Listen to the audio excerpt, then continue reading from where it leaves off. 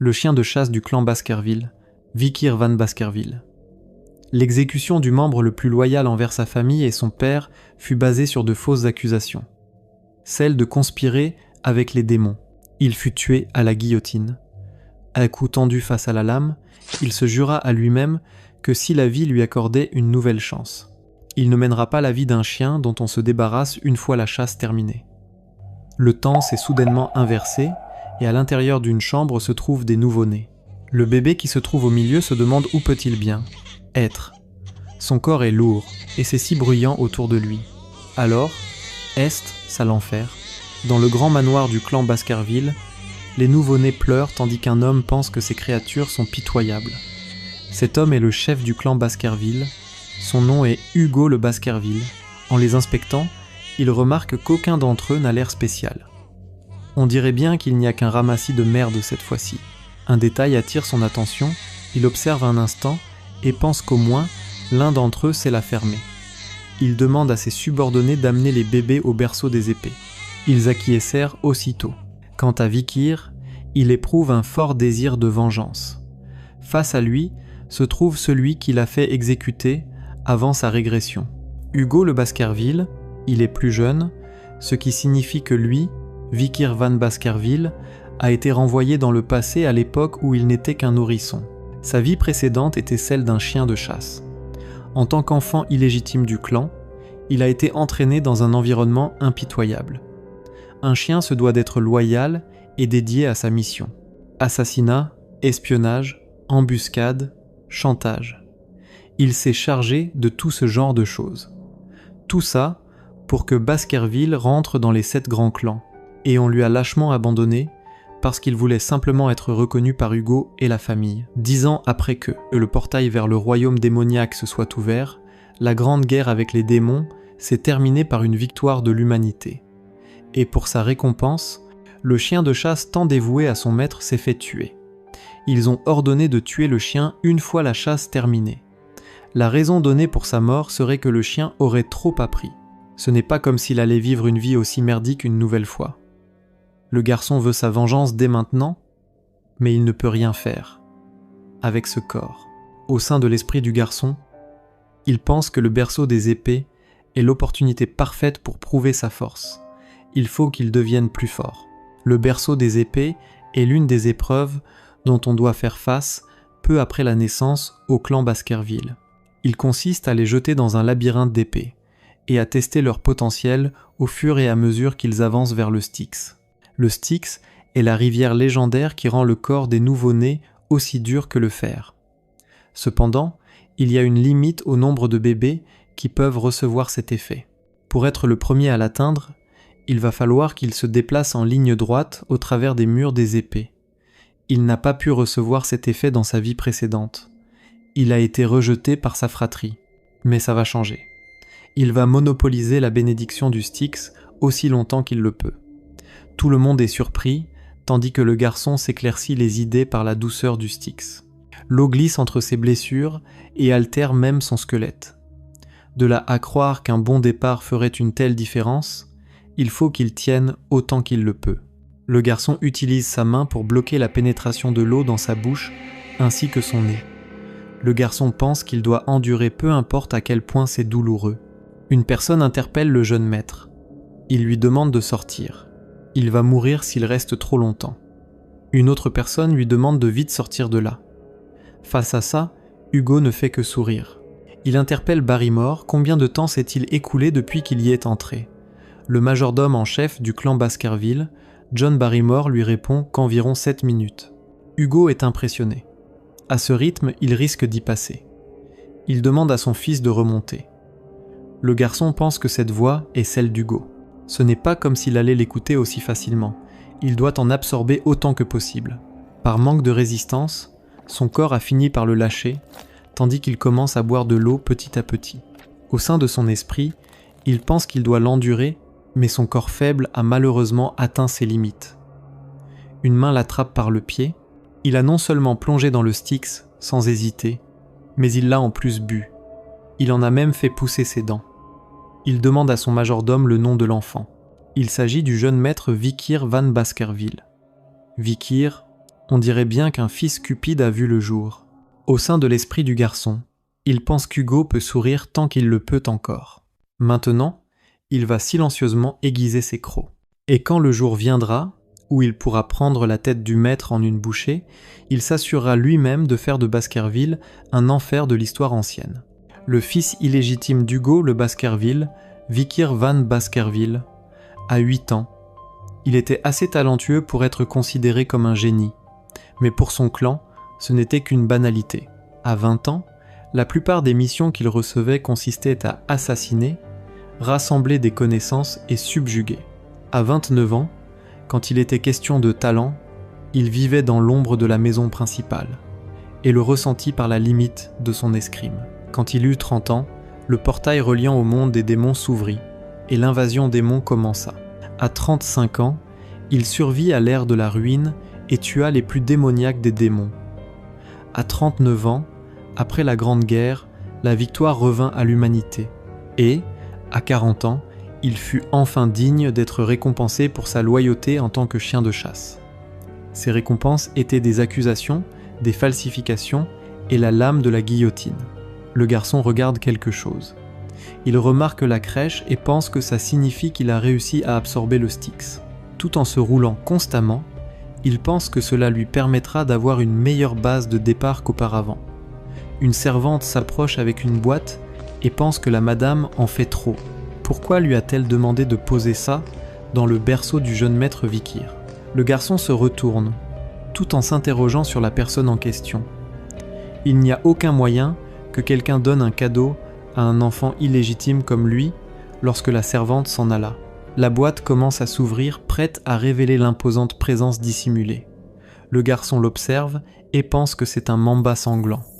De là à utiliser de rares et venimeux serpents juste pour le tuer. Il n'y a pas beaucoup de personnes qui se font appeler Madame à Baskerville. Elle doit essayer de réduire la compétition pour son enfant. Les autres enfants de la crèche pourraient tout aussi bien se faire massacrer.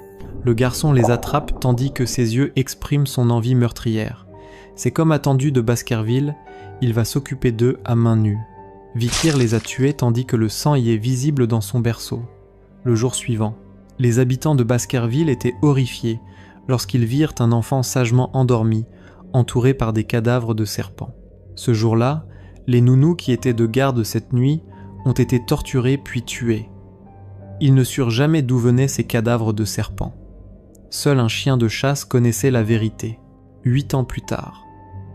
Un instructeur enseigne aux jeunes maîtres et pense qu'aujourd'hui, ils apprendront les différents rangs d'épéistes. S'ils n'arrivent pas à imprégner leur épée de mana, ils sont appelés épéistes débutants. Quand ils arrivent à imprégner leur épée avec un peu de mana, ils deviennent épéistes experts. Quand le mana émane de leur épée telle une aura, on les appelle épéistes confirmés. Et enfin, quand l'aura peut se solidifier et changer de forme à la seule volonté de l'épéiste, on lui donne le nom de maître épéiste. Le maître de Baskerville, Sir Hugo, est lui aussi un maître épéiste. Ils étaient tous éblouis, tandis que Vickir était perdu dans ses pensées. Hugo était déjà maître épéiste à cette époque, ce qui signifie qu'il doit d'abord récupérer sa force d'antan avant que la cérémonie de passage à l'âge adulte n'arrive. L'instructeur remarque que le jeune maître Vickir est de nouveau plongé dans ses pensées. Grâce à son corps renforcé qu'il a obtenu après avoir été submergé 7 minutes dans le Styx, et à son esprit, pouvant analyser une centaine de choses à la fois, son talent était d'un tout autre niveau comparé à celui des autres jeunes maîtres. Le chef de clan sera abasourdi lorsqu'il apprendra ce qu'a accompli le jeune maître Vickir.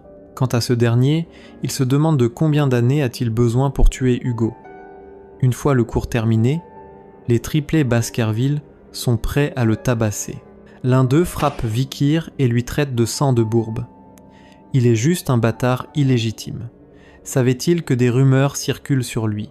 Cela dit qu'il est resté immergé dans le Styx pendant 7 minutes, et qu'il aurait même tué 2 serpents dans son berceau. Au sein de l'esprit de Vickir, il pense que ces gars lui sont familiers, ceux qui ont lancé ces fausses accusations sur lui et qui l'ont poignardé quand il s'est enfui. On les surnomme le trident d'Hugo le Baskerville. Le premier répond au nom d'Aibro le Baskerville, le deuxième Midbro le Baskerville, et enfin le troisième Lowbro le Baskerville. Ils ont tous 9 ans et se tiennent en travers du chemin de Vikir. Au sein de l'esprit de ce dernier, il pense que dans 10 ans à peine, ils deviendront assez forts pour lui faire chier. Ça serait cool de couper la mauvaise herbe avant qu'elle ne prenne racine. L'un d'eux menace Vikir avec un couteau. Quand on reste dans le Styx pendant longtemps, on dit que notre corps devient comme de l'acier, et qu'on ne craint même pas les lames. Enfin, c'est ce qu'il a entendu. Ça veut dire qu'il ne mourra pas s'il le plante. Il interpelle le Benjamin. Ce dernier lui répond de ne pas s'inquiéter. Il gère la situation. Il attrape Vikir et utilise sa main pour l'empêcher de respirer. Il a survécu 7 minutes dans le Styx. Le garçon demande à Vikir de tenir 3 minutes et il mangera sa main. Au sein de l'esprit de Vikir, il pense que le dicton a raison. Les enfants les plus jeunes sont les plus méchants. Il pense qu'il va les laisser faire un peu. Après 1 minute, les deux pensent que ce n'est pas possible qu'une telle légende soit vraie. Après 3 minutes, ils pensent qu'ils s'accrochent fort. Après 10 longues minutes, ils pensent que c'était vrai. L'un d'eux pense que c'est plus marrant maintenant. Il doit le laisser partir. Son frère le confirme. Alors qu'il enlève sa main, ce dernier remarque du sang et commence à crier aussitôt. L'un des frères demande à Vikir ce qu'il a fait. Ce dernier lui lance un regard meurtrier. N'a-t-il pas dit qu'il mangerait sa main ? Les 2 frères lui répondent que même s'il fait ça, ils n'ont pas peur de lui. Ils restèrent silencieux tout en observant leur frère. Ce dernier crie que son doigt a été coupé. L'un d'eux demande à son frangin de se calmer. Ils vont demander au prêtre de le rattacher. Alors qu'ils s'apprêtent à partir, Vikir leur demande qui a dit qu'ils pouvaient s'en aller. L'un des frères lui traite de sale bâtard. Il se précipite afin de le transpercer. A-t-il oublié qu'il est plus vieux que lui d'1 an ? Un détail attire son attention. Son couteau n'a pas pu faire la moindre égratignure au garçon. Ce dernier pense que c'est son grand frère qui oublie quelque chose. On est à Baskerville ici, tant qu'on a la force et le talent, l'âge ne représente rien. Le garçon n'en pouvait plus, tandis que Vikir demande à son grand frère de jouer ensemble jusqu'à la fin. Après avoir fait pression sur l'un des triplets, il lui demande de jouer jusqu'à la fin. Ce dernier pense que les rumeurs étaient vraies, mais Vikir l'assène aussitôt un coup de poing. Les 2 autres interpellent leur aîné, réalisant l'état de son grand frère. Il se met prêt à se battre tout en traitant Vikir d'espèce d'enfoiré. D'un coup de pied, Vikir le met par terre. N'aie pas peur, ils vont guérir s'ils sont soignés à temps, mais il ne les laissera pas quitter cette pièce. Il saisit le couteau par terre et pense que si ça continue comme ça, ils seront handicapés pour le restant de leur jour. Alors, il va être généreux, il laissera l'un d'eux partir. Le garçon demande à Vikir si c'est vrai. Lequel d'entre eux va-t-il laisser partir ? Il leur jette le couteau et pense que la décision est entre leurs mains. Il n'a pas de temps à perdre, alors ils doivent rapidement se décider. Au moins, l'un d'entre eux devrait vivre, n'est-ce pas ? Ils étaient tous les 3 choqués et commencent par se regarder pour savoir ce qu'ils vont faire. Et sur ce, le triplet des Baskerville s'abattit de lui-même. À l'intérieur d'une chambre, le majordome informe au chef de clan qu'il y a eu un nouvel affrontement avec le clan de la Morgue à la mine de Ruby. Le clan de la Morgue prétend que la mine de Ruby se trouve sur leur territoire. Le chef de clan pense qu'ils auront bientôt l'occasion d'en discuter avec eux. Le clan de la Morgue leur contactera en premier. Quoi qu'il en soit, a-t-il quelque chose d'autre à signaler ? Le majordome lui informe que lors de la dernière évaluation de mi-parcours au château des enfants, le jeune maître Vikir a obtenu la première place à l'examen écrit. Le chef de clan lui demande si c'est vrai. Quand auront lieu les examens pratiques ? Le majordome lui informe qu'ils commenceront dans 5 jours. Les chevaliers qui gardent le château des enfants sont en voyage pour les préparer. Alors le château des enfants doit être complètement vide en ce moment. Le majordome interpelle le chef de clan. Il doit lui dire quelque chose à propos de ce château. Il y a eu une assez grosse bagarre entre les jeunes maîtres récemment. Une grosse bagarre, et combien de morts ? Le majordome lui informe qu'il n'y a pas de perte, mais les dents du jeune maître aîné sont complètement abîmées. La mâchoire du jeune maître cadet est enfoncée, et l'index gauche du jeune maître Benjamin a été coupé. Ils ont été soignés et se sont rétablis, mais ils ont subi d'importants dommages psychologiques. Le chef de clan lui demande s'ils n'étaient pas proches les uns des autres. Il doute qu'ils se soient battus entre eux comme ça. Le majordome lui répond que c'est parce qu'ils se sont battus avec un autre de leurs frères. La personne qui les a mis tous les 3 dans cet état est leur petit frère d'1 an. Le jeune maître qui s'est classé premier à l'examen écrit dont il vient de parler. Le jeune maître Vikir. Dans le couloir menant aux chambres du chef de clan, une personne s'avance et fait aussitôt son entrée. Le chef de clan pense qu'il a bien grandi. Ce dernier dit bonjour au chef de clan tout en souriant. Chef de clan ? Oui, il imagine que c'est le cas. Il a entendu dire qu'il avait neutralisé les triplets de la classe avancée. Le garçon, tout en prenant un air enfantin, lui répond qu'il a entendu dire qu'il avait reçu un traitement approprié. Il ne parle pas de leur état physique. Il parle de la manière dont il a paralysé leur cœur. Depuis ce jour, ils ont commencé à manger séparément et ne se parlent même plus. Leur attaque combinée à 3 était une véritable œuvre d'art. Mais à cause de lui, un énorme écart s'est créé entre eux. Le garçon resta silencieux, tandis que le chef de clan lui demande s'il ne pense pas qu'il a fait quelque chose de mal. Le garçon, un peu surpris, lui demande qu'a-t-il fait de mal ? N'a-t-il pas transformé ses grands frères en véritables épaves ? Mais il est plus fort qu'eux. Comment quelqu'un de fort pourrait-il faire quelque chose de mal ? Ses frères sont venus ici avant lui et ils lui ont pardonné. Ne ressent-il donc aucune culpabilité ? Lui a pardonné ? Le garçon ne fait que rire face à cette situation. Il se souvient d'un temps, avant sa régression, le dernier enfant d'un clan qui avait péri au profit du clan des Baskerville est venu directement rencontrer Hugo. Elle, qui était devenue religieuse après toutes ces années, est venue lui dire qu'elle lui pardonnait. Et après avoir entendu cela, Hugo lui répondit en disant qu'il pense que le pardon n'est que l'excuse des faibles incapables de se venger. Après avoir répété la même phrase, Hugo esquissa un sourire. La force est la justice. Cela veut ainsi dire qu'être faible est un péché. Il semble qu'il comprend bien la devise familiale du clan des Baskerville. Il interpelle son majordome. Ce dernier répond au chef de clan qui l'écoute. Il doit aller à l'entrepôt de nourriture et donner à Vikir tout ce qu'il veut. Mais il ne doit pas être trop gentil. Donne-lui que ce qu'il peut emporter. Le garçon, l'air enthousiaste, remercie le chef de clan et pense qu'il va manger du chocolat. Alors qu'il se retourne pour partir, une personne interpelle son fils. Le chef de clan compte sur lui pour l'examen à venir. Il ne doit pas perdre contre personne dans la maison principale. Vikir a ressenti un fort dégoût face à ces paroles. Mais pour l'instant, il n'est obligé que de l'acquiescer.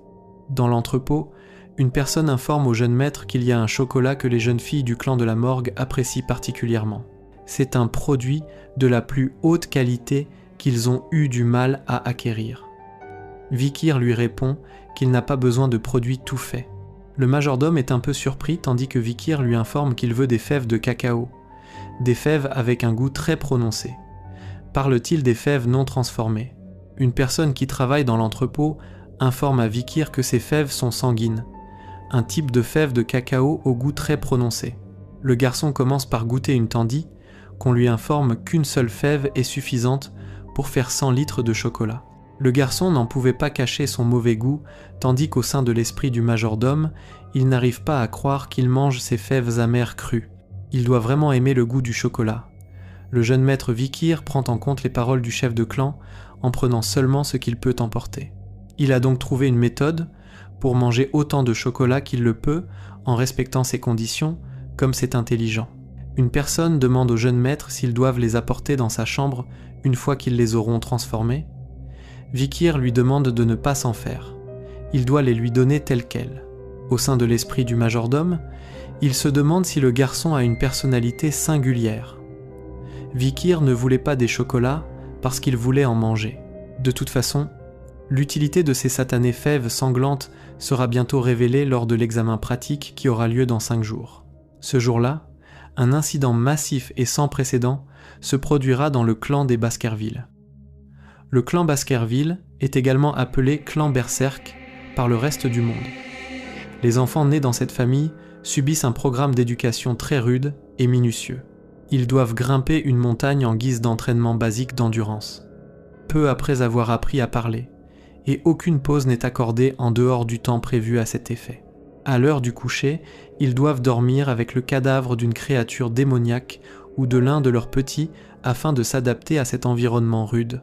Une fois qu'ils atteignent l'âge de 8 ans, cette période se termine, et les jeunes chiens de chasse devront faire face à un entraînement à la difficulté insoutenable.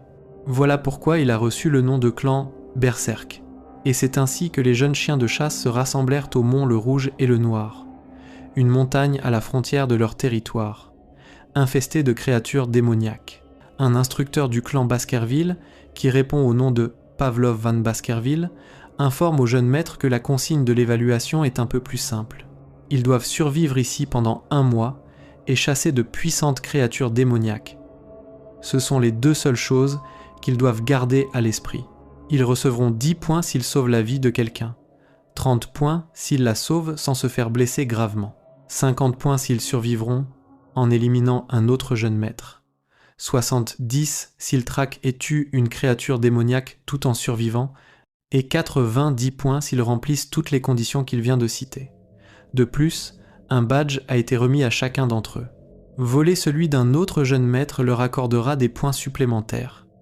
S'ils sont morts, ils obtiendront 0 points. Il est également impossible d'avoir 100 points. Il espère qu'ils ont tous gardé en tête les enseignements de Sir Hugo. S'ils baissent leur garde, c'est la mort assurée. Il leur conseille de ne pas quitter la zone délimitée. Puisque le mont, le Rouge et le Noir a de nombreux endroits qui n'attendent que d'être explorés, il leur recommande de rester au sein du périmètre dans lequel les créatures démoniaques sont contrôlées. Les instructeurs garderont compte de leurs points durant toute la période de l'examen. Un garçon qui observe notre protagoniste demande à son ami si ce n'est pas lui qui est resté submergé dans le Styx pendant 7 minutes.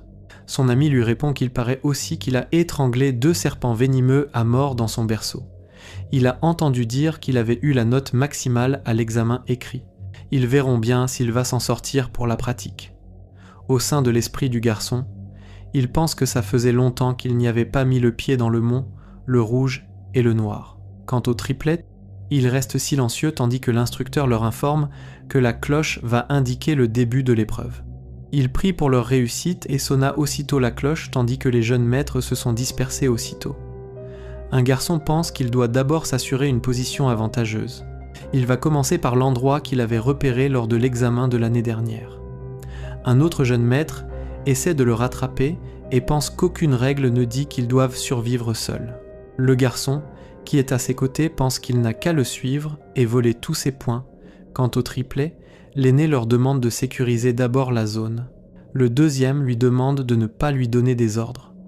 Quant au benjamin, il pense qu'il s'en sortirait mieux seul, donc ils doivent s'occuper de leur affaire. L'instructeur pense que ça commence déjà. Cette épreuve ne les encourage pas à s'entretuer. Ce n'est pas interdit, mais ce n'est pas encouragé.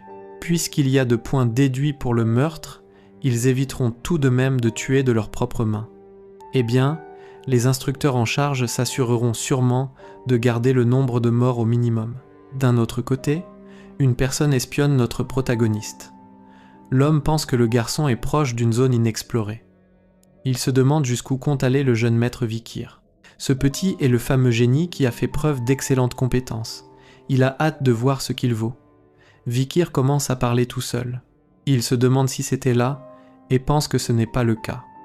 La terre devrait être assez molle ici. Maintenant qu'il a décidé où il restera, il serait peut-être temps de profiter de ses vacances. Au sein de l'esprit de l'homme, il se demande s'il a vraiment dit vacances. Le garçon récupère des bois tandis que les autres se battent entre eux. Il commence ses installations tandis que le triplet des Baskerville affronte un ours géant alors que Vikir s'endort tranquillement. L'homme est resté perplexe et pense que ça fait plusieurs jours. Et il n'a fait que dormir et creuser un trou. À part ça, il ne chasse que pour manger et rassembler du bois. Compte-t-il sérieusement se cacher ici pour tuer le temps? Alors les rumeurs sur son génie n'étaient que du vent. S'il ne fait que se cacher, ça ne vaut probablement plus la peine qu'il le surveille. Le garçon esquissa un sourire et pense qu'il est enfin parti. Ça lui rend nostalgique de rester comme ça.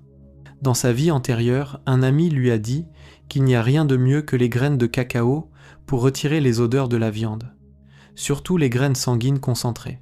Au présent, le garçon les jette dans le feu. Le garçon pense que l'odeur est partie et les préparatifs sont terminés. Maintenant, c'est l'heure de la chasse. Quelques jours plus tard, dans une zone inexplorée, le garçon s'avance tranquillement et pense qu'à partir de là, personne n'a jamais mis les pieds dans cette zone. Mais bon, il s'agissait presque de son jardin, à l'époque où il était éclaireur. Le garçon a senti une odeur qui irrite le nez. Il remarque des racines mortes brûlées, ce qui signifie qu'il n'est plus très loin de l'habitat de ce truc. Et voilà, des excréments qui brûlent. Il n'y a qu'une créature démoniaque dans les environs qui laisse de telles traces derrière lui. Il en avait assez à l'époque, mais voir aujourd'hui, le chien des enfers lui fait chaud au cœur. Le chien des enfers a un niveau de dangerosité de B+. Sa taille est de 3 mètres et sa localisation est la crête du mont le Rouge et le Noir. Il porte les enfers dans sa gueule en tant qu'être porteur de désastre pour ceux qui le croisent. Une seule morsure et c'est la mort assurée. Le feu sulfurique qui émane de sa gueule et de ses yeux vient de l'huile infernale des profondeurs des enfers et ne peut être éteint tant que la vie désignée comme son carburant n'a pas été complètement incinérée. Les chiens des enfers sont des créatures démoniaques qui ont consommé les flammes infernales de l'huile de l'enfer. Avant d'être revenu dans le passé, il n'a réussi à en combattre un seulement qu'après avoir eu 18 ans. Donc, bien sûr, qu'un combat frontal serait un peu de trop pour un gamin de 8 ans comme lui, mais par contre, il connaît une méthode qui peut même permettre à des enfants de battre un chien des enfers. Les deux titans s'élancent aussitôt pour commencer le combat, tandis que le garçon pense au premier point faible du chien des enfers. Le garçon glisse aussitôt pour esquiver son attaque, et pense que le chien des enfers peut seulement se déplacer en ligne droite. Il a du mal à suivre les changements rapides de direction. Le chien des enfers remarque quelque chose. Le garçon verse une bouteille d'eau par terre, et pense que le deuxième point faible du chien des enfers est l'eau. Pour une raison qu'il ignore, les créatures démoniaques ne peuvent pas toucher d'eau, peu importe la quantité. Dans cette situation, le chien des enfers ralentit et va s'approcher afin d'exposer le point faible fatal de tous les monstres de type chien. Il parle du fait qu'ils ouvrent leur gueule quand ils courent. Le garçon profite de ce moment pour lui faire avaler quelque chose tout en évitant son attaque. Le garçon se retourne vers sa direction, tandis que le chien s'est soudainement senti mal, avant de perdre toute son énergie vitale. Le garçon pense que le chocolat est un poison pour les monstres de type chien. Si c'est une fève sanguine qui est utilisée pour produire 100 litres de chocolat, l'effet sera immense. Il dégaine son épée et pense qu'on dirait que le chien de chasse des enfers ne peut pas battre le chocolat. Ça a probablement dû toucher l'estomac et le cœur en premier, mais ses côtes résistantes le protègent. L'endroit qu'il faut viser est un endroit qui a été affaibli, mais qui n'est pas pour autant protégé par la cage thoracique. Ce sont ses reins. Le garçon le transperce, et une fois terminé, il retire son épée tandis qu'une énergie venant du chien s'est fait aspirer par le garçon. Tuer une créature démoniaque octroie à un corps de l'expérience ou du karma, ce qui entraîne le renforcement du corps. Vikir pense que l'épée courte a l'air beaucoup plus légère maintenant. À ce rythme, il va pouvoir récupérer la puissance qu'il possédait autrefois, avant même de devenir adulte. Il se demande quelle tête Hugo fera quand il découvrira qu'un gamin de 8 ans a chassé une créature démoniaque avec une dangerosité de classe B+. Ça devrait être suffisant pour avoir la première place à l'examen pratique. Il a déjà décidé de la récompense qu'il demandera. C'est quelque chose dont il aurait seulement pu rêver avant de revenir dans le passé. Il va monopoliser l'objet dont personne dans cette ère ne connaît la vraie valeur. Alors doit-il couper cette tête ? Le garçon a senti quelque chose. Il se retourne et remarque d'autres créatures infernales. On dirait qu'ils sont venus parce qu'ils ont entendu les cris de cette chose. Sont-ils venus pour venger leurs collègues ou quelque chose du genre ? Comme c'est gentil de leur part. Il coupe aussitôt la tête du chien et pense qu'il n'avait pas prévu de s'arrêter après n'avoir chassé qu'un seul de toute façon. Il leur demande de venir puisqu'il a encore plein de fèves supplémentaires. Une autre présence se manifeste, ce qui a pour effet de terroriser les chiens infernaux. Vikir les observe et se demande s'ils ont peur de l'intention meurtrière émise par un gosse de 8 ans. En général, les chiens des enfers préféreraient mourir que de se soumettre à leur proie, à moins que derrière lui se trouve un être terrifiant. Le garçon est surpris de constater qu'un cerbère, qui est une créature démoniaque de dangerosité de classe A+, se trouve ici. Il se demande que fait une créature native de la 7e crête dans la première. Mais un détail attire son attention. Il remarque que la créature est blessée. Maintenant qu'il regarde de plus près, le cerbère a des blessures de flèches sur tout le corps. Est-ce que quelqu'un a essayé de le chasser? Maintenant qu'il y pense, l'autre côté de la montagne est le territoire de la tribu barbare. S'il a été poursuivi jusqu'ici par la tribu barbare, c'est une opportunité. Une créature de classe A+, qui a reçu des blessures fatales. Il doit l'abattre, même s'il doit utiliser tout ce qu'il a. Vikir avait dissimulé ses compétences au sein du clan Baskerville. Sa maîtrise de l'épée avait atteint le niveau d'un expert épéiste supérieur. Et sa maîtrise du troisième croc des Baskerville avait déjà atteint un niveau que les autres chiens atteindraient seulement à l'âge adulte. Alors qu'il imprègne son épée de l'énergie, il se rue aussitôt vers la direction du cerbère. Il essaie de trancher l'une de ses têtes, tandis qu'une autre s'apprête à prendre son bras droit. Le garçon dévie aussitôt l'attaque et pense qu'il peut le faire. C'est clairement possible si c'est un cerbère blessé.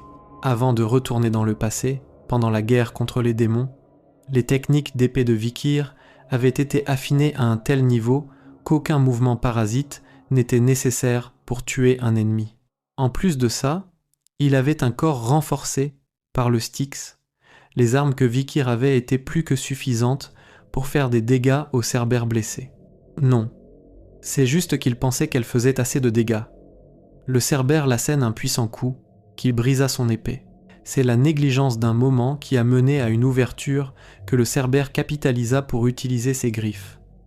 Le cerbère le propulse violemment vers un arbre, tandis que le garçon se met à cracher du sang. Le garçon est resté assis et a immédiatement ouvert les yeux.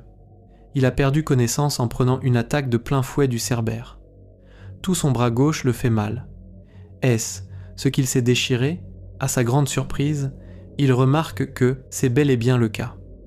Même si le cerbère n'est pas au mieux de sa forme, ce n'est pas normal qu'il soit aussi peu blessé. Que le Styx soit béni si ça viendrait de ses effets. Le cerbère se précipite vers lui, tandis que le garçon essaie d'éviter son attaque. Bon, il n'est pas totalement immunisé non plus. Ça deviendra compliqué de survivre s'il prend un deuxième coup. C'est une situation délicate. Mais même dans une situation pareille, un chasseur vétéran cherche toujours la meilleure voie à emprunter. La meilleure chose qu'il puisse faire pour l'instant, c'est la 36e stratagème qui est la retraite. S'il n'avait pas été blessé sur le côté, il l'aurait déjà rattrapé et déchiqueté en morceaux. Il va devoir remercier les barbares de l'autre côté de la montagne. La limite du territoire est juste derrière cette barrière en acier. Il y parviendra s'il arrive à rejoindre l'endroit qu'il a préparé. S'il se fait attraper avant ça, il mourra, alors qu'il court pour sauver sa vie. Il se demande où est-il. Ça devrait être par là. Le garçon a trouvé ce qu'il cherche. Encore un petit peu. Un peu plus. Un petit peu plus. Maintenant c'est le moment. Il bondit aussitôt tandis que la créature s'apprête à bouffer sa tête alors qu'elle met les pieds dans la seule chose en qui Vikir avait placé toute sa confiance. Le cerbère se précipite vers lui tandis qu'il est tombé au sol complètement épuisé. Il souhaite au cerbère la bienvenue dans le berceau de l'âme alors que la créature se fait transpercer de toutes parts. Vikir se demande au sein de son esprit qui aurait pu savoir que le piège qu'il avait préparé pour la horde de chiens des enfers aurait servi pour attraper Cerbère. Comme les chiens des enfers, Cerbère est un monstre de type chien. Le poison des fèves sanguines enduit sur la tête des lances est plutôt efficace. Il suppose qu'il reste une créature démoniaque de haut rang, étant donné qu'il ne meurt pas en un coup. Vikir se concentre avant de lui lancer une lance en bois, tandis que la créature poussa un cri perçant alors que Vikir commence à compter ses pas.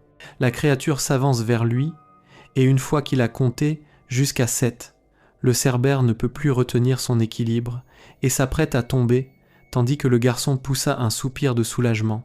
Il pense que les rumeurs étaient donc vraies, puisque le cerbère a exactement fait 7 pas. La lance en bois qu'il vient de lancer est un peu différente des autres. Il est difficile de marcher plus de 7 pas une fois mordu, une lance enduit de pointe avec un croc venimeux de mamba sanglant. Heureusement qu'il a réussi à en cacher une quand il était plus jeune. Vikir ressent l'énergie du cerbère, et pense que les 3 têtes ont fini par mourir.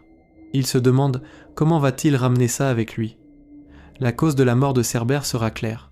Alors peut-être que les chevaliers gardiens l'ayant vu aiguiser sa lance pourront témoigner pour lui.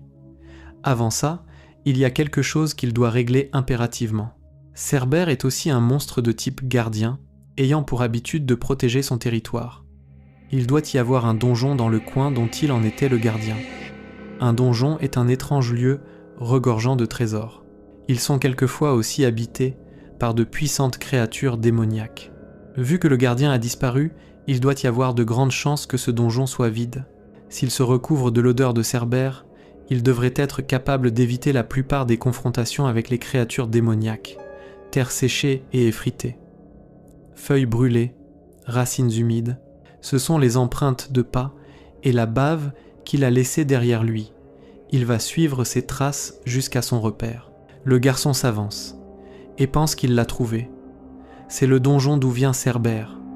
Il se rappelle être venu ici avant d'être revenu à la vie. Il ne sera découvert que dans 10 ans, mais d'ici là, il sera déjà vidé. Mais maintenant, c'est différent. Il arrive à sentir le parfum du mana, alors que l'endroit est recouvert de l'odeur de décomposition. Il est certain qu'il n'a pas encore été nettoyé. La lumière n'arrive pas jusqu'au bout. Ça a l'air plus profond que ce qu'il pensait. Mais il en attend beaucoup des trésors qui l'attendent à l'intérieur. Alors que le garçon pénètre l'intérieur de la grotte, il remarque qu'il y a des filons de rubis partout sur les murs. Au sein de son esprit, il pense qu'une branche du mont le Rouge et le Noir a l'air de se relier à la montagne du Croc écarlate. Le garçon remarque de la lumière et pense que ça doit être l'intérieur du donjon. Alors qu'il fait son entrée dans une salle, il remarque la source de la lumière et pense que c'est probablement quelque chose qui dégage de la lumière en absorbant du mana et en l'envoyant au rubis. Un détail attire son attention. Il remarque un squelette ayant devant lui une note. Le garçon se demande si quelqu'un est venu avant lui. Il ramasse la note laissée et remarque que le squelette a des blessures sur tout le corps. C'est comme s'il s'était fait marteler de coups de couteau inattendus et son sang est complètement sec. Ça fait un moment qu'il est mort. La note laissée dit qu'actuellement, son nom n'a que très peu d'importance. On fera avec Caïn. Il ne voit aucune raison de tacher ce morceau de papier immaculé avec son vrai nom. Vikir remarque la calligraphie et pense que ce type est un Baskerville. Le défunt a écrit tout ceci, car il ne souhaite pas que ceux qui viendront après lui fassent les mêmes erreurs que lui. La légende de sa maison dit que cet endroit est un donjon, et son frère cadet Abel est tombé dessus par hasard. Ils ont traversé d'innombrables épreuves afin de le terminer et tué une myriade de monstres pour arriver dans cette salle face à l'énigme. Elle les a par ailleurs retenus ici pendant un long moment de 3 années entières.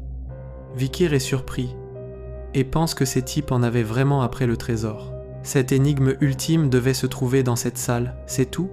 Dans le mur de l'autel est écrit « Ce qui entra fut l'unité, mais devint par la suite deux. Seulement une manière de sortir, l'unité au renouveau. » Et c'est avec cette énigme lugubre que son frère et lui ont réfléchi un long moment. Et ils sont tous les deux arrivés à la même conclusion. Eux, jumeaux conçus dans le ventre de leur mère, ne furent qu'un au début, mais à leur naissance, ils furent séparés en 2 entités. De ce fait, pour quitter le donjon avec ce qu'ils convoitaient, ils devaient à nouveau ne faire qu'un.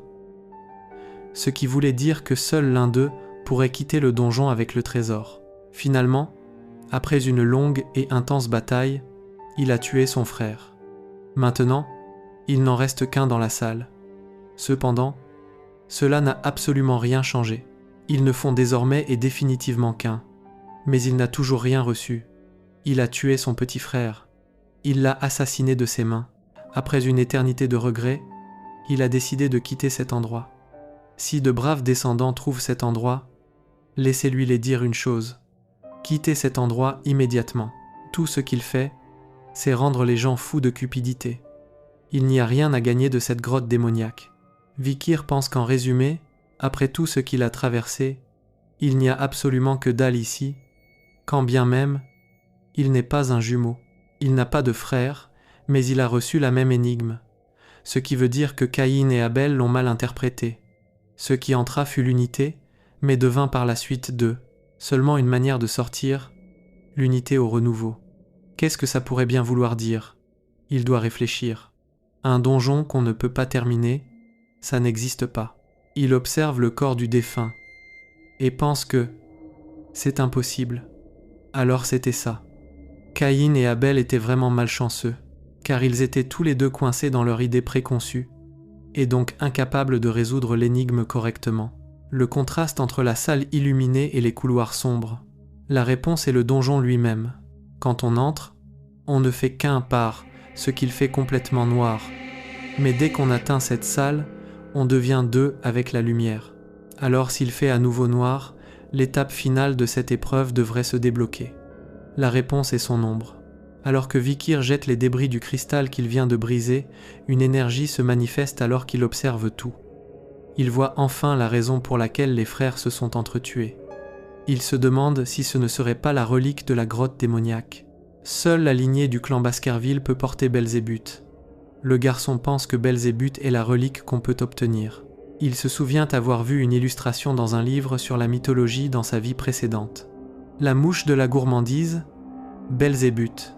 Dans les mythes anciens, parmi les grands démons qui ont envahi le continent, il y avait les 7 calamités, les démons constellations. Afin de les stopper, les chefs des 7 grands clans ont chacun dû faire face à un prince des enfers. À cette époque, le démon que le chef du clan Baskerville a dû affronter fut la mouche de la gourmandise, Belzébuth, et c'est ainsi que maîtrisé, il fut scellé quelque part dans le territoire familial et son énergie suintante attire de nombreux monstres dans la région. Du moins, c'est ce que dit la légende, mais personne ne la croit.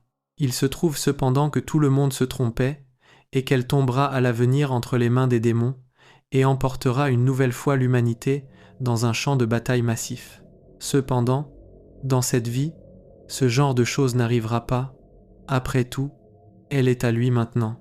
Le garçon s'apprête à retirer l'épée, mais il ressent soudainement une douleur atroce alors que l'épée se fusionne avec lui. Lorsque l'énergie commence à s'estomper, il dégaine accidentellement l'épée. Il remarque que l'épée est faite à partir des restes d'un démon constellation. Il ne s'attendait pas du tout à mettre la main dessus honnêtement. Il se demande à quel point il sera puissant dans cette vie. Il a hâte de voir ça. Vikir remarque qu'il n'y a plus rien à tirer ici. Il doit rentrer maintenant. Une sensation étrange le submerge jusqu'à le mettre par terre, complètement impuissant. Il se demande ce que c'est. Puis, il ressent des étourdissements dans tout son corps. Il pense que ce n'est pas ça. C'est une faim énorme. Il se demande si cette chose lui demande de le nourrir avec quelque chose. Le garçon est sorti du donjon alors qu'un appétit démesuré semble déchirer son estomac en morceaux. Il se demande si son odorat est devenu plus sensible que d'habitude à cause de la faim. Il ressent quelque chose avec une délicieuse odeur. L'épée le traîne aussitôt tandis que le garçon lui demande si elle est en train de lui dire qu'il y a un truc à manger là-bas.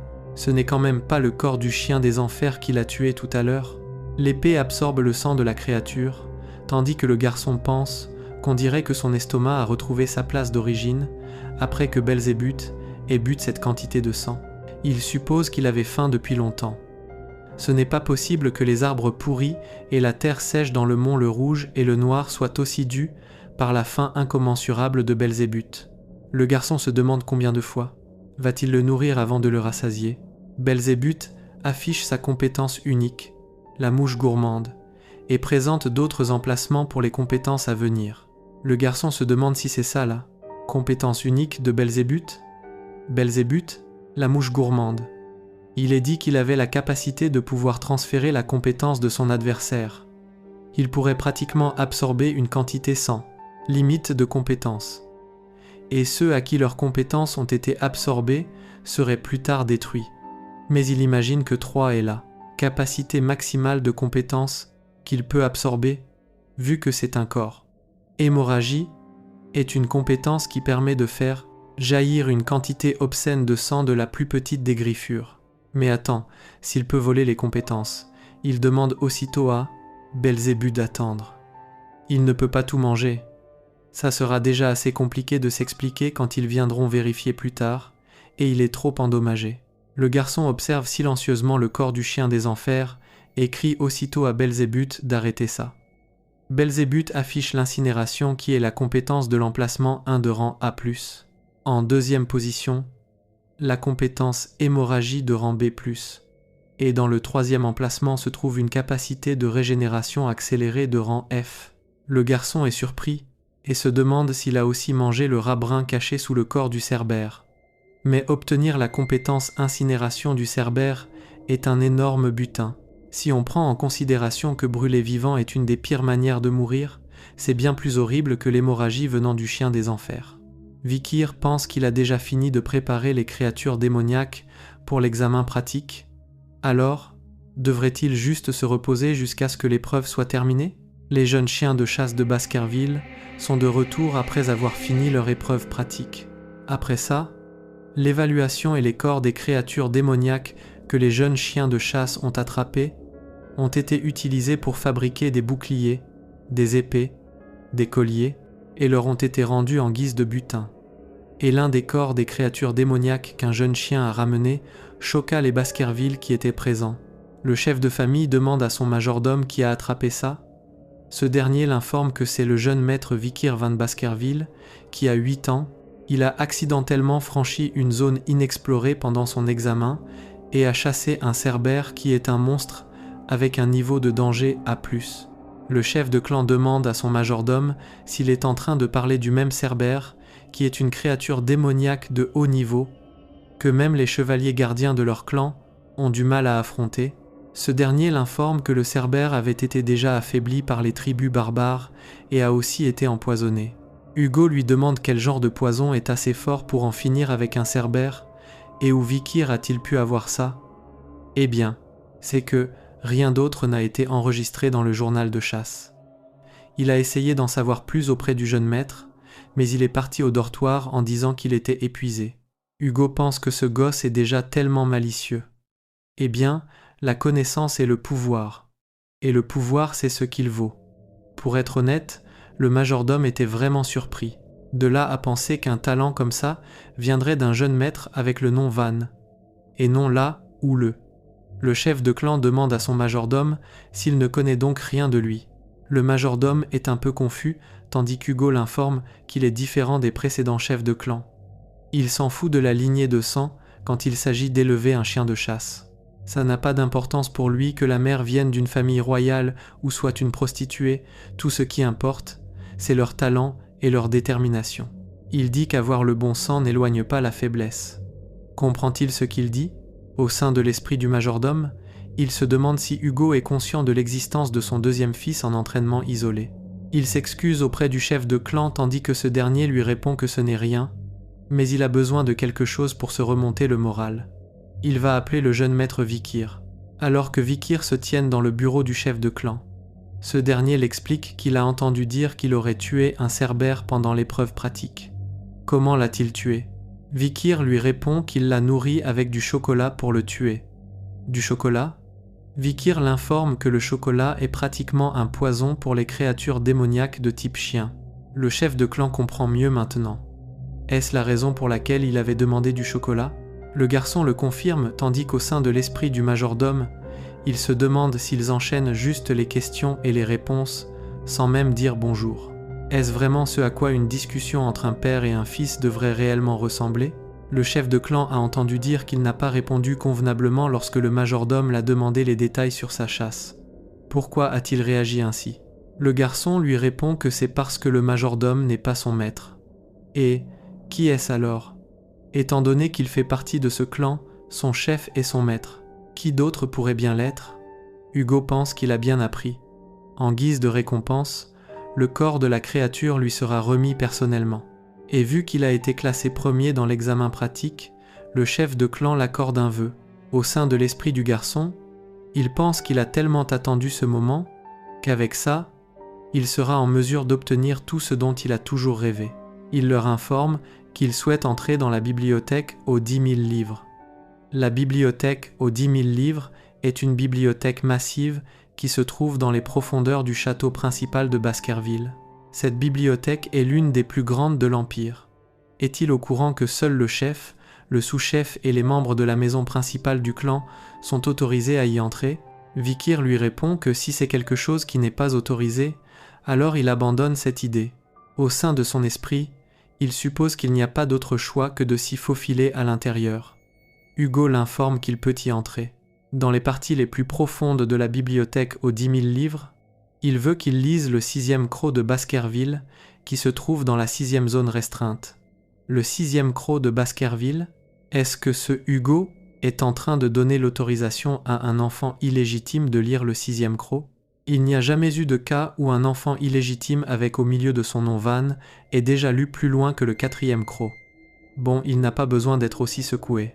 Finalement, ce n'est que le 6e Croc. Actuellement, Hugo n'est qu'au 7e Croc. Avant de revenir à la vie, il était capable d'utiliser le 9e Croc. Il n'a toujours pas oublié le mépris qu'il a reçu en tant qu'enfant illégitime. Dans cette vie, il surpassera Hugo, parce qu'il sera capable d'obtenir les écrits d'épéistes contenant la vraie essence pure de Baskerville. Ça a été découvert plus tard dans son ancienne vie, et a été écrite par le premier chef du clan Baskerville, celui ayant tué les 7 calamités. Et celui qui viendrait lui donner ces écrits d'épéistes n'est d'autre qu'Hugo le Baskerville. Il sera celui qui le les remettra. Hugo l'informe qu'il attend beaucoup de lui et lui souhaite bonne chance. Vikir le remercie, il va faire de son mieux pour remplir ses critères. Au sein de son esprit, il pense qu'Hugo ne connaîtra même pas la valeur de ce qu'il lui aura tendu. 2 hommes se tenaient à l'entrée, tandis que Vikir pense que c'est la première fois qu'il voit la bibliothèque aux 10 000 livres. Sur une étagère, il remarque des livres d'escrime. Il y a un livre d'escrime de l'incisive tranchante, un livre d'escrime de la molaire écrasante, un livre d'escrime de la canine poignardante, un livre d'escrime de la dent protruse de double empalement, ainsi que le livre d'escrime de la dent de sagesse couchée. Les manuscrits de toutes les escrimes qu'il a pu apprendre avant sa régression sont tous ici. Dans le clan Baskerville, peu importe la quantité de mana qu'un enfant illégitime possède, il n'est pas autorisé à apprendre une technique supérieure au 4e Croc. C'est une stratégie afin que les pions censés devenir des chiens de chasse ne montrent pas les crocs face aux descendants directs qui deviendront des maîtres. Vikir remarque un livre enchaîné et se demande si c'est ça, et dire que le Hugo le Baskerville l'a suggéré une escrime de 6e Croc. Il n'aurait même pas osé en rêver avant sa régression. Mais bon, il est sûr qu'Hugo l'a autorisé, car il pensait impossible qu'un enfant de 8 ans puisse mémoriser ça en un jour. Cependant, avant sa régression, il a appris la théorie derrière les escrimes du 1er au 4e Croc comme un fou, au point où il a correctement deviné la théorie derrière le 5e Croc qu'on ne lui avait jamais appris. Après avoir dessiné le 4e Croc, il a dû rompre le flux de mana une fois. C'est donc pour ça qu'il n'a pas pu faire le 5e Croc. Dans l'escrime de Baskerville, chaque niveau est défini par des crocs. Ainsi, le niveau 1 est le premier croc, et le niveau 2 est le 2e croc. Lorsqu'on dessine les crocs, une aura d'épée est produite. Vikir s'en fiche complètement du 6e Croc. Il est venu ici aujourd'hui avec un tout autre objectif. Ce qu'il désire est d'un autre niveau encore plus haut. L'un des gardes interpelle le jeune maître Vikir. Est-ce qu'il part déjà? Les manuscrits d'escrime sont plus loin. S'il part parce qu'il a oublié quelque chose, ils vont le chercher pour lui. Vikir leur informe qu'il en a terminé ici. Déjà, il peut en lire davantage avant de partir. Le garçon leur explique qu'il a prévu de parcourir d'autres manuscrits avant de sortir, alors ils peuvent l'ignorer et poursuivre leur travail. Alors que le garçon s'apprête à visiter les autres étagères, l'un des gardes chuchote à son ami qu'il ne devrait rien avoir d'autre que des manuscrits divers par là-bas. Son ami pense que si c'était lui, il lirait les manuscrits profondément. Peut-être qu'il ne connaît pas leur valeur parce qu'il est jeune. Au sein de l'esprit de Vikir, il pense que ces gars peuvent penser ce qu'ils veulent. Il serait impossible qu'il sache que parmi ces manuscrits divers et poussiéreux se cache un trésor. Vikir observe les étagères et remarque ce qu'il cherche. Il pense qu'il l'a enfin eu. Les crocs incrustés errants. C'est lui sans aucun doute. Un manuscrit basique pour le premier croc que même les enfants du clan Baskerville ne lisent pas. Parce que les pages du milieu sont arrachées, il est normal qu'il ait été classifié comme un manuscrit divers de basse catégorie. Cependant, il connaît la vraie valeur de ce livre. Avant sa régression, l'unité de chasse dont il faisait partie avait trouvé une étrange relique à l'intérieur du donjon à la frontière du mont le Rouge et le Noir. C'était un morceau d'un manuscrit d'escrime. Une unique page arrachée. Une page d'un manuscrit d'escrime écrit avec l'écriture Baskerville. Remarquant que quelque chose n'allait pas, Hugo a envoyé des gens fouiller l'entièreté de la bibliothèque aux 10 000 livres pour trouver le livre correspondant. Ce livre était le manuscrit d'escrime appelé « Les crocs incrustés errants ». Ce manuscrit, qui fut personnellement écrit par un ancêtre Baskerville, détaillait la méthode pour atteindre le 10e croc Baskerville. Perdant la tête à l'idée d'un 10e croc, Hugo lâcha les chiens de chasse à la recherche des 6 pages restantes, en apprenant que les pages restantes étaient disséminées dans chacun des 7 autres grands clans. Hugo a presque déclaré la guerre aux autres clans, lâchant les chiens de chasse à la moindre résistance. Après d'innombrables chiens de chasse sacrifiés, ils ont pu offrir à Hugo toutes les pages restantes. La récompense pour tout ça fut un simple bon travail. Quelle vie stupide! Grâce à ça, Hugo surmonta le mur du 7e croc et atteignit le 9e croc, en utilisant le sang et les cadavres des chiens de chasse à ses pieds comme piédestal. Mais cela n'arrivera pas dans cette vie. Le chien de chasse qui récupéra toutes ces pages était lui.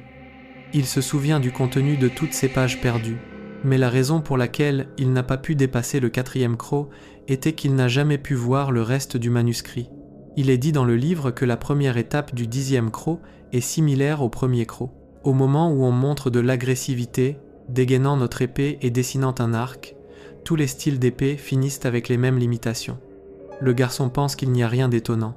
La plupart des gens traitent ce livre comme un livre insignifiant rempli de conneries, mais à la seconde où l'on remet les pages arrachées à leur place, le contenu qui ressemble à des fabrications prétentieuses se transforme en puzzle désignant une peinture épique.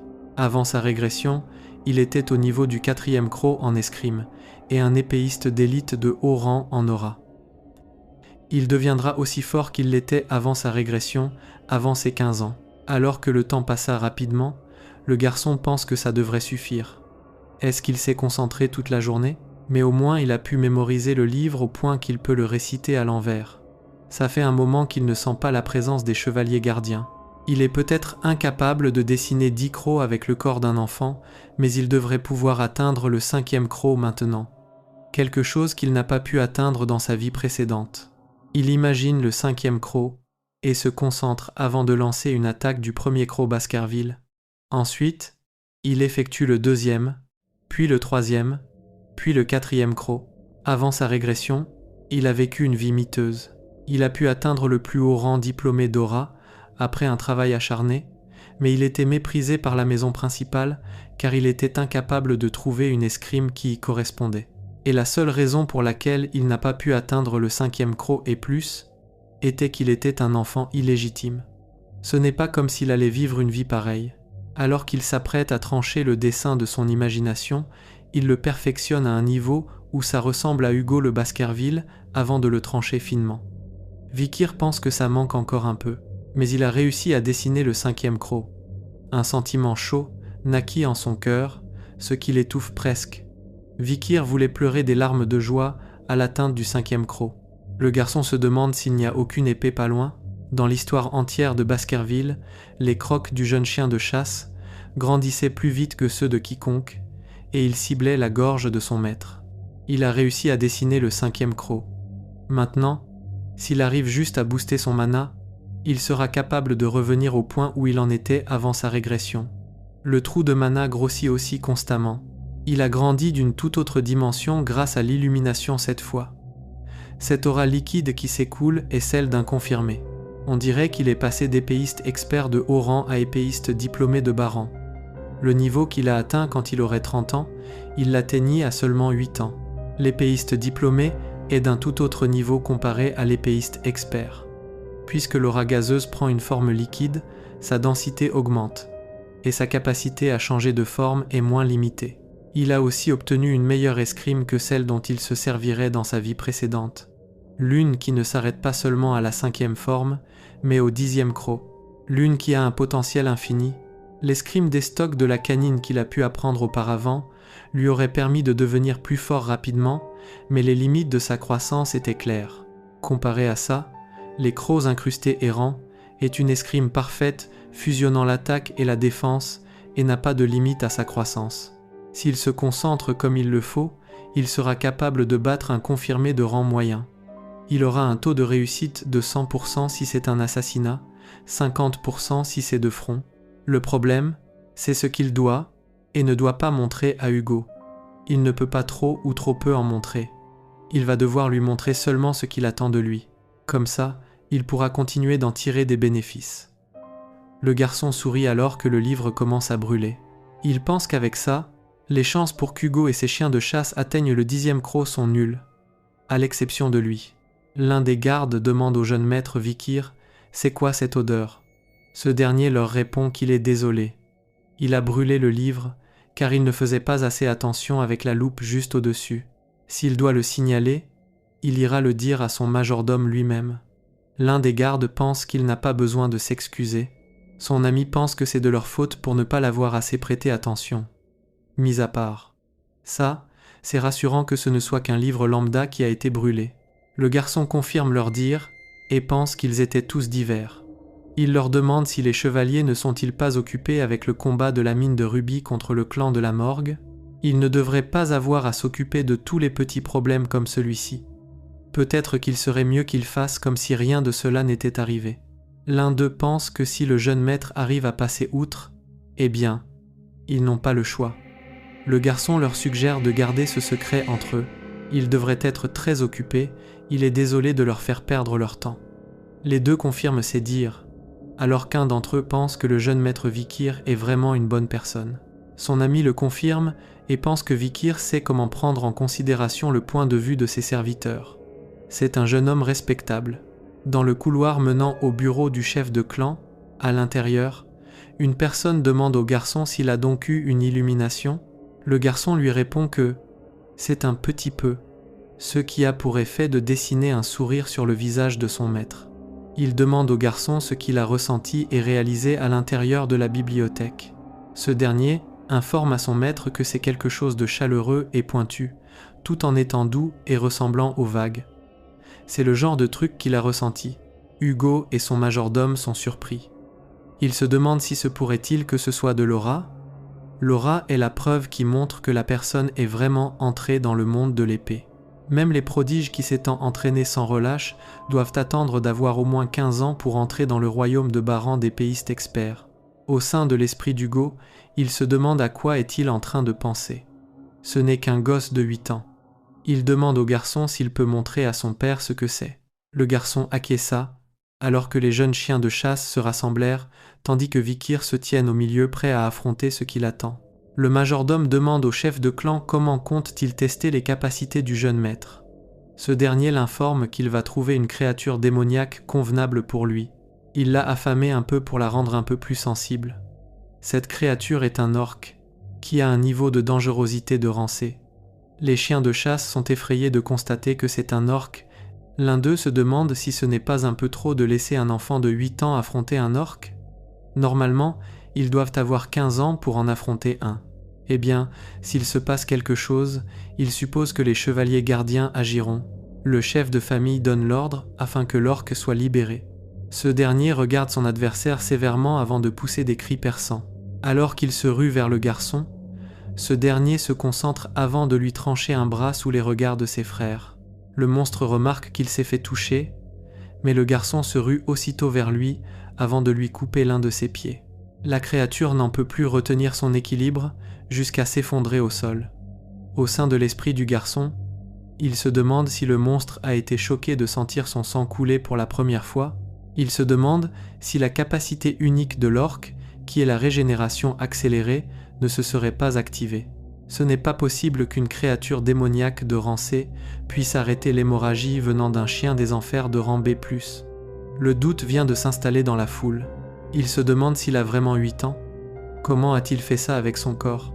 Il se demande si c'est même possible de faire ça sans utiliser le mana. Quant à Hugo, il resta silencieux. Au sein de l'esprit de Vikir, il pense qu'Hugo lui dit qu'il ne lui a pas montré ce qu'il a débloqué dans la librairie, alors il va le lui montrer, comme il le désire. Le majordome remarque que c'est une lame d'aura. Le monstre essaie de se relever difficilement, alors que Vikir l'assène un puissant coup qui pulvérise sa tête, ce qui le tue instantanément. Hugo est surpris par cette prouesse, tandis que son majordome l'informe que c'est l'aura d'un expert épéiste de Baran. Il félicite le chef de clan et pense que le génie de cette génération vient d'apparaître. Hugo lui demande si c'est bien ce qu'il pense. Le majordome lui répond que même parmi tous les clans de l'Empire, il n'y aura jamais de génie pareil. Hugo demande à son majordome de s'arrêter sur ce point. En regardant de plus près, l'orc était plutôt bizarre. La spécialité des orques est leur incroyable régénération. Mais ce dernier n'a pas arrêté de saigner. Vikir a gagné seulement parce que l'orc était déjà bien affaibli. Au sein de l'esprit du majordome, il se demande si Hugo ne peut pas juste arrêter de se mentir et être content. Mais la voix du garçon se fait entendre. Il demande à son père d'attendre. Y a-t-il quelque chose de plus fort qu'un orc ?